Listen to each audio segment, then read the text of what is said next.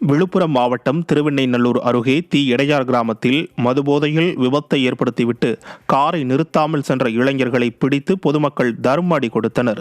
தமிழ்நாடு அரசு குடிநீர் வடிகால் வாரியம் என எழுதப்பட்டிருந்த காரில் மதுபோதையில் வந்த மணிகண்டன், சிலம்பரசன், கோபால் ஆகியோர் விபத்தை ஏற்படுத்திவிட்டு நிற்காமல் சென்றுள்ளனர்.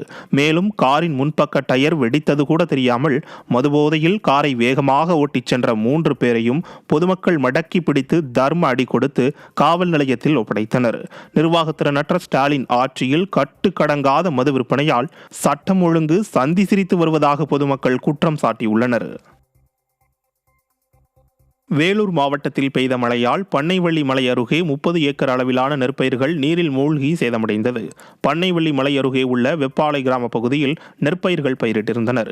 இந்த நிலையில் இப்பகுதியில் திடீரென பெய்த மழையால் அறுவடைக்கு தயார் நிலையில் இருந்த நெற்பயிர்கள் நீரில் மூழ்கியும் காற்றினால் சாய்ந்தும் சேதமடைந்துள்ளது. இதனால் தங்களுக்கு பெரும் நஷ்டம் ஏற்பட்டுள்ளதாக விவசாயிகள் வேதனை தெரிவித்துள்ளனர். எனவே திறனற்ற திமுக அரசு சேதமடைந்த நெற்பயிர்களுக்கு உரிய இழப்பீடு வழங்க வேண்டும் என விவசாயிகள் வலியுறுத்தியுள்ளனர். கடலூர் மாவட்டம் விருத்தாச்சலம் அருகே ஊராட்சி ஒன்றிய அலுவலகத்தில் இரவு நேரங்களில் சமூக விரோதிகள் மது அருந்துவதாக அப்பகுதி மக்கள் குற்றம் சாட்டியுள்ளனர். கம்மாபுரத்தில் உள்ள ஊராட்சி ஒன்றிய அலுவலகத்தில் தினமும் இரவு நேரங்களில் சமூக விரோதிகள் மது அருந்துவதாகவும் அலுவலகம் முழுவதும் காலி மது பாட்டில்கள் குவிந்து கிடப்பதாகவும் அப்பகுதி மக்கள் குற்றம் சாட்டியுள்ளனர். இதனால் அலுவலகத்திற்கு வரும் பொதுமக்கள் முகம் சுளிக்கும் அவல நிலை உள்ளதாக வேதனை தெரிவித்துள்ளனர். எனவே இது குறித்து அதிகாரிகள் உரிய நடவடிக்கை எடுக்க வேண்டும் என மக்கள் வலியுறுத்தியுள்ளனர். திமுக ஆட்சியில் அரசு அலுவலகங்களே மதுக்கூடமாக மாறி வருவதை அதிகாரிகள் தடுக்காமல் வேடிக்கை பார்ப்பதாக பொதுமக்கள் குற்றம் சாட்டியுள்ளனர். திண்டுக்கல் மாவட்டத்துக்கு உட்பட்ட தாலுகாக்களில் கடும் வறட்சி நிலவுவதால் ஒரு குடம் குடிநீர் 15 ரூபாய் கொடுத்து வாங்கும் நிலை ஏற்பட்டுள்ளது.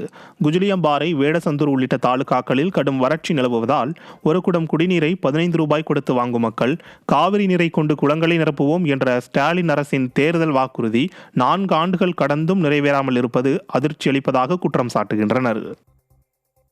கோவையில் 2 சிறுமிகளுக்கு பாலியல் தொல்லை கொடுத்து தலைமறைவாக இருந்த ஜான் ஜெபராஜ் சிக்கினார். கோவையில் கடந்த ஆண்டு மே மாதம் ஜான் ஜெபராஜ் என்பவர் 2 சிறுமிகளுக்கு பாலியல் தொல்லை அளித்ததாக எழுந்த புகாரை அடுத்து அவர் தலைமறைவானார். இந்த நிலையில் அவர் கேரள மாநிலம் மூணாறு பகுதியில் பிடிபட்டார். விடிய அரசின் ஏவல் துறையினர் பாலியல் வழக்குகளில் விரைவாக செயல்படாமல் தாமதம் காட்டுவதால் குற்றச்சம்பவங்கள் அதிகரித்து வருவதாகவும் குற்றம் சாட்டுகின்றனர். தூத்துக்குடி மாவட்டம் திருச்செந்தூர் சுப்பிரமணிய சுவாமி கோவிலில் விடுமுறை மற்றும் பௌர்ணமி தினத்தை முன்னிட்டு பல்லாயிரக்கணக்கானோர் குவிந்தனர்.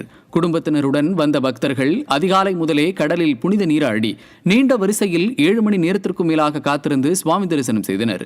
இந்த நிலையில் கோவில் நிர்வாகம் பக்தர்களுக்கு தேவையான அடிப்படை வசதிகளை ஏற்படுத்தி தராததால் குடிநீரின்றி தவித்த பொதுமக்கள் உடனடியாக மாவட்ட நிர்வாகம் நடவடிக்கை எடுக்க வேண்டும் என கோரிக்கை விடுத்தனர். திருவண்ணாமலை ரயில் நிலையத்தில் கிரிவலம் முடிந்து சொந்த ஊர்களுக்கு செல்ல ஆயிரக்கணக்கான பக்தர்கள் குவிந்ததால் பரபரப்பு ஏற்பட்டது. பங்குனி மாத பௌர்ணமி தினத்தை முன்னிட்டு பெருந்திரளாக கிரிவலம் வந்த பக்தர்கள் விழுப்புரம் காட்பாடி இன்டர்சிட்டி ரயில் திருவண்ணாமலை வந்ததும் ஒருவரை ஒருவர் முண்டியடித்துக் கொண்டு ஏற முற்பட்டனர். இதனால் திருவண்ணாமலை ரயில் நிலையத்தில் பரபரப்பு நிலவியது. இந்த நிலையில் ஸ்டாலின் அரசின் அறநிலையத்துறையும் மாவட்ட நிர்வாகமும் பௌர்ணமி நாட்களில் முறையான போக்குவரத்து வசதி ஏற்படுத்தி தரவில்லை என பக்தர்கள் வேதனை தெரிவித்தனர்.